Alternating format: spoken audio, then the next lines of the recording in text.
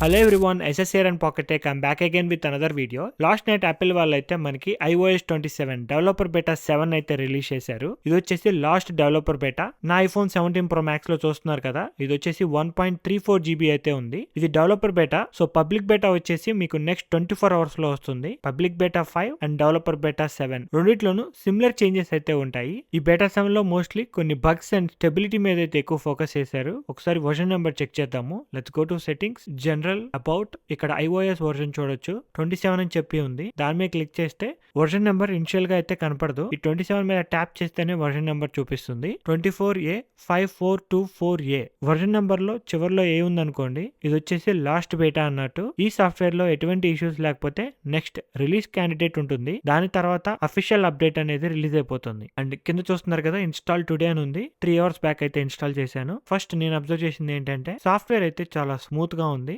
Developer beta use చేస్తున్న feeling అయితే లేదు. యాపిల్ వాళ్ళు చెప్పినట్టు iOS 27 మొత్తం మనకి స్టెబిలిటీ మీద అయితే మంచిగా ఫోకస్ చేశారు. మీరు ఓల్డర్ ఫోన్ యూస్ చేస్తున్న ఈ iOS 27 కి అయితే అఫీషియల్ అప్డేట్ అనేది చేసుకోవచ్చు. చాలా స్టేబుల్ గా అండ్ క్విక్ గా అయితే ఉంది. నాకు పర్సనల్ గా ఈ సాఫ్ట్వేర్ అప్డేట్ ఎక్కడ బెటర్ అనిపించింది అంటే, ఇప్పుడు దాకా నేను యూస్ చేసిన బెటా సాఫ్ట్వేర్స్ లో ఫస్ట్ వచ్చేసి ఎయిర్ డ్రాప్ ఉంది కదా, మనం ఫొటోస్ ని ట్రాన్స్ఫర్ చేసుకుంటాము. ఎయిర్ డ్రాప్ స్పీడ్స్ అయితే ఇంక్రీజ్ అయ్యాయి. గ్రాస్టిక్ చేంజ్ అయితే కనిపించింది.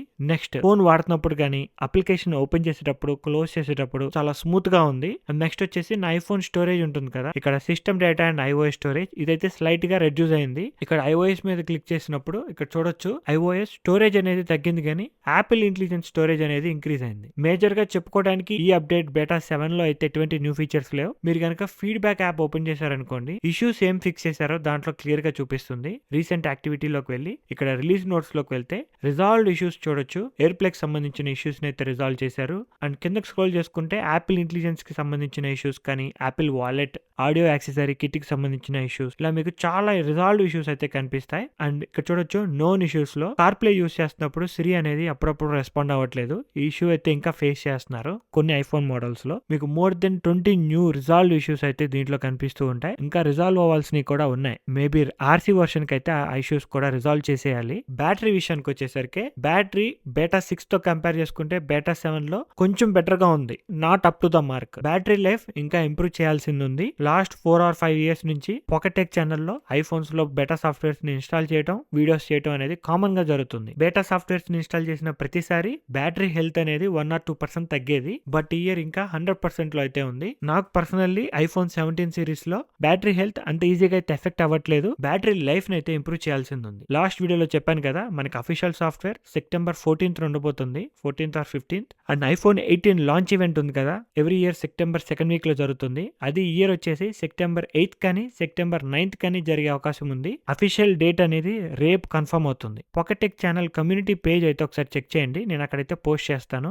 నెక్స్ట్ 24 hours లో యాపిల్ వాళ్ళు అయితే యాపిల్ ఈవెంట్స్ ని సెండ్ చేస్తారు. మనకి రేపు పొద్దున కల్లా ఎప్పుడు యాపిల్ ఈవెంట్ ఉండబోతుంది అనేది అఫీషియల్ డేట్ అయితే వచ్చేస్తుంది. అండ్ నెక్స్ట్ ఇదే లాస్ట్ సాఫ్ట్వేర్ కాబట్టి మీరు కనుక official update September 14th or 15th రాగానే మీ ఫోన్లో ఇక్కడ చూపించాలి అంటే ఈ బేటా వర్షన్స్ ని ఆఫ్ చేసేసుకోవాలి. Either it may be public beta or developer beta. ఈ సాఫ్ట్వేర్ అప్డేట్ చేసుకున్న తర్వాత ఇక్కడ బేటా అప్డేట్స్ అని ఉంటుంది కదా, దీంట్లోకి వెళ్ళి ఇక్కడ బేటా అప్డేట్స్ ని ఆఫ్ చేసేసుకోండి. Next release candidate RC software ఎప్పుడైతే రిలీజ్ అవుతుందో ఆ అప్డేట్ చేయమాకండి. ఆ అప్డేట్ చేయకపోతేనే మీకు అఫీషియల్ అప్డేట్ ఇక్కడ సాఫ్ట్వేర్ అప్డేట్ లో చూపిస్తుంది. Release candidate and official update identical గా ఉంటాయి 99%. రిలీజ్ క్యాండిడేట్ లో ఎటువంటి ఇష్యూస్ లేకపోతే అదే సాఫ్ట్వేర్ ని అఫీషియల్ అప్డేట్ కింద రిలీజ్ చేస్తారు. జనరల్ గా ఇది రిలీజ్ క్యాండిడేట్ వీడియోలో ఎక్స్ప్లెయిన్ చేస్తాను, బట్ కొంతమంది అప్పటికే డౌన్లోడ్ చేసేస్తున్నారు. అందుకని ఈసారి ముందుగా చెప్తున్నాను, బీ కేర్ఫుల్. ఇప్పుడు వచ్చేసి మన సబ్స్క్రైబర్స్ అడిగిన కొన్ని కామెంట్స్ అయితే చెక్ చేద్దాము. ఇది వచ్చేసి యాపిల్ వాచ్ గురించి. సిరీస్ 11 లో హైపర్ టెన్షన్ నోటిఫికేషన్స్ ని ఎలా ఆన్ చేసుకోవాలి అండ్ ఆల్సో ఫాల్ డిటెక్షన్ ఎలా సెట్ చేసుకోవాలని చెప్పి అడుగుతున్నారు. హైపర్ టెన్షన్ నోటిఫికేషన్స్ కి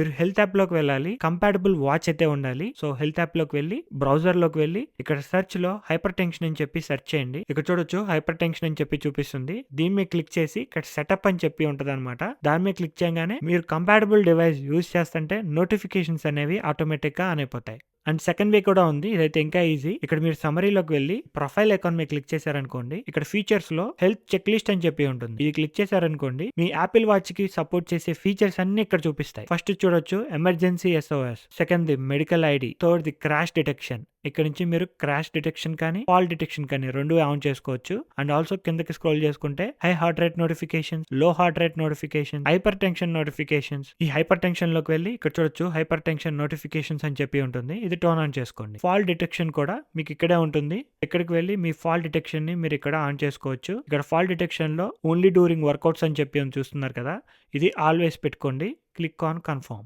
ఫాల్ డిటెక్షన్ అయితే మీకు యాపిల్ వాచ్ యాప్ లో కూడా ఉంటుంది. యాపిల్ వాచ్ యాప్ లోకి వెళ్ళి కిందకి స్క్రోల్ చేసి ఇక్కడ ఎమర్జెన్సీ SOS లోకి వెళ్తే కిందకి స్క్రోల్ చేస్తే ఇక్కడ చూడొచ్చు ఫాల్ డిటెక్షన్ ఇక్కడ నుంచి కూడా ఆన్ చేసుకోవచ్చు. నెక్స్ట్ కామెంట్ చూడొచ్చు, ఇయర్ ఫోన్స్ కనెక్ట్ చేసినప్పుడు ఎవరైనా కాల్ చేస్తే వాల్యూమ్ తగ్గిపోతుంది. ఇయర్ ఫోన్స్ అనేవి ఆల్రెడీ మీ ఇయర్స్ లో ఉంటాయి కాబట్టి వాల్యూమ్ అనేది స్లైట్ గా తగ్గిస్తూ ఉంటుంది. ఇది మీరు ఫిక్స్ చేసుకోవాలి అనుకుంటే ఫస్ట్ 3 థింగ్స్ చెక్ చేయాలి. కంట్రోల్ సెంటర్ లోకి వెళ్ళి కాన్వర్సేషన్ అవేర్నెస్ ఉంది కదా, ఈ ఫీచర్ ఆన్ లో ఉందా ఆఫ్ లో ఉందా ఒకసారి చెక్ చేయండి. ఒక్కొక్కసారి ఈ ఫీచర్ ఆన్ లో ఉన్నప్పుడు మీ ఫోన్ వాల్యూమ్ అనేది మీరుండే లొకేషన్ బట్టి చేంజ్ అయిపోతూ ఉంటుంది. అండ్ సెకండ్ వచ్చేసి హెడ్ ఫోన్స్ పెట్టుకున్నప్పుడు మీ ఇయర్స్ సేఫ్టీ కోసం ఐఫోన్ ఆటోమేటిక్ గా మీ ఫోన్ సౌండ్ అనేది తగ్గించేస్తుంది. సెట్టింగ్స్ లోకి వెళ్ళి సౌండ్ అండ్ హ్యాప్టిక్స్ లోకి వెళ్ళి కిందకి స్క్రోల్ చేస్తే హెడ్ ఫోన్ సేఫ్టీ అని చెప్పి ఉంటుంది. ఇక్కడ చూడొచ్చు రెడ్యూస్ లౌడ్ ఆడియో అని ఉంది. ఇది ఆన్ చేస్తుందో ఆఫ్ చేస్తుందో ఒకసారి చెక్ చేయండి. ఆన్ లో ఉంటే ఆఫ్ చేసేసుకోండి. అయినా కూడా పనిచేయకపోతే యాక్సెసిబిలిటీ లోకి వెళ్ళి ఆడియో అండ్ విజువల్ లోకి వెళ్ళి ఫస్ట్ ఫీచర్ ఉంది చూస్తున్నారు కదా, head phone accommodations, turn this feature of. మీకైతే ఈ ఇష్యూ రిజాల్వ్ అవుతుంది. నెక్స్ట్ కామెంట్ వచ్చేసి మ్యాక్బుక్ లో ఏదైనా అప్లికేషన్స్ ఓపెన్ చేసినప్పుడు క్లోజ్ చేయటం ఎలా. సో ఇది వచ్చేసి ఇక్కడ మ్యాక్బుక్ లో చూస్తున్నారు కదా, ఏదైనా అప్లికేషన్ ఓపెన్ చేసి ఉన్నప్పుడు లైక్ గూగుల్ క్రోమ్, ఇక లెఫ్ట్ సైడ్ టాప్ లో మీరు ఏ అప్లికేషన్ యూస్ చేస్తున్నారో దాని పేరు చూపిస్తూ ఉంటుంది. దాన్నే క్లిక్ చేసి ఇక్కడ లాస్ట్ ఆప్షన్ చూడొచ్చు క్విట్ అని చెప్పి ఉంటుంది. అది క్లిక్ చేస్తే మీ అప్లికేషన్ అనేది ఫుల్ గా క్లోజ్ అయిపోయినట్టు. లేదు అంటే విండోస్ లో లాగా ఇక్కడ రెడ్ ఐకాన్ కూడా చూపిస్తూ ఉంటుంది. అది క్లిక్ చేసినా గానీ టెంపరీగా క్లోజ్ అయిపోయినట్టే. నేను మోస్ట్లీ యాప్ నేమ్ మీద క్లిక్ చేసి క్విట్ లోకి వెళ్ళి అక్కడ క్లిక్ చేస్తాను. 100% యాప్ క్లోజ్ అయినట్టు కన్ఫర్మేషన్ అయితే నాకు ఉంటుంది. లేదంటే కమాండ్ క్యూ కూడా క్లిక్ చేస్తాను. Command Q shortcut use చేసినా గానీ మీ అప్లికేషన్ ఆటోమేటిక్ గా క్లోజ్ అయిపోతుంది. నెక్స్ట్ వచ్చేసి లాస్ట్ వీక్ రిలీజ్ అయిన iOS 26.6.1 సాఫ్ట్వేర్ ని అప్డేట్ చేస్తున్నప్పుడు ఈ సాఫ్ట్వేర్ కొంతమందికి అయితే డౌన్లోడ్ అవ్వట్లేదు. ఈ ఇష్యూ ఏంటి అంటే ఇది ఒక బగ్. iOS 26.6.1 లో కొన్ని ఫోన్స్ కి సాఫ్ట్వేర్ అప్డేట్ అనేది అవ్వట్లేదు because of A software issue. Me software update చేస్తున్నప్పుడు మీ వైఫై కి అయితే కనెక్ట్ అవుతాం కదా జనరల్లీ. సో వైఫై కి కనెక్ట్ అయినప్పుడు ఇక్కడ వైఫై ఇన్ఫర్మేషన్ ఐకాన్ మీద క్లిక్ చేసినప్పుడు కిందకి స్క్రోల్ చేస్తే లో పవర్ మోడ్ ఉంది కదా, ఇదైతే ఆఫ్ చేసేసుకోవాలి. అది ఆఫ్ చేసేసి ఒకసారి ట్రై చేయండి. పని చేయకపోతే ఇక్కడ సెల్యులార్ డేటా ఉంది కదా, ఈ సెల్యులార్ డేటా కనెక్షన్ ఆఫ్ చేసేసేయండి. వైఫై కి కనెక్ట్ అయ్యి సాఫ్ట్వేర్ అప్డేట్ మళ్ళీ ట్రై చేయండి. కొంతమంది సెల్యులార్ డేటాను యూస్ చేసి అప్డేట్ చేయడానికి ట్రై చేస్తున్నారు. మీరు సెల్యులార్ డేటాను యూస్ చేస్తే 5G కనెక్షన్ అనేది మ్యాండటరీగా ఉండాలి. ఈ సాఫ్ట్వేర్ అప్డేట్ లోనే చిన్న ఇష్యూ. డేటా మోడ్ లో allow more data on 5G అని క్లిక్ చేయండి. మీకైతే ఇష్యూ రిజాల్వ్ అయ్యే అవకాశం ఉంటుంది. లో డేటా మోడ్స్ ని యూస్ చేయమాకండి. ఇన్ని సెట్టింగ్స్ మార్చినా పని చేయకపోతే ఇంకొక లాస్ట్ వే ఉంది. విండోస్ కంప్యూటర్ కానీ మ్యాక్ బుక్ కానీ ఫోన్ కనెక్ట్ చేశారనుకోండి, ఐట్యూన్స్ ద్వారా సాఫ్ట్వేర్ అప్డేట్ అనేది ఈజీగా చేసుకోవచ్చు. దాని నుంచి అయితే మీకు ఎటువంటి ఇష్యూస్ అయితే ఉండవు. సో ఇదైతే ఇవాళ software, last software of developer beta. New features అయితే ఏమీ లేవు కానీ సాఫ్ట్వేర్ అయితే చాలా స్టేబుల్ గా ఉంది. ఇంకా బ్యాటరీ లైఫ్ ని అయితే స్లైట్ గా ఇంప్రూవ్ చేయాలి. మీరు ఆల్రెడీ బేటా సాఫ్ట్వేర్స్ మీద ఉంటే ఖచ్చితంగా అప్డేట్ అయితే చేసుకోండి. ఇంకేమైనా క్వశ్చన్స్ ఉంటే let me know in the comment section below. ఈ వీడియో కనుక మీకు నచ్చినట్లయితే ప్లీజ్ లైక్, షేర్. ఇలాంటి మరిన్ని వీడియోస్ చూడాలి అనుకుంటే please subscribe to pocket tech.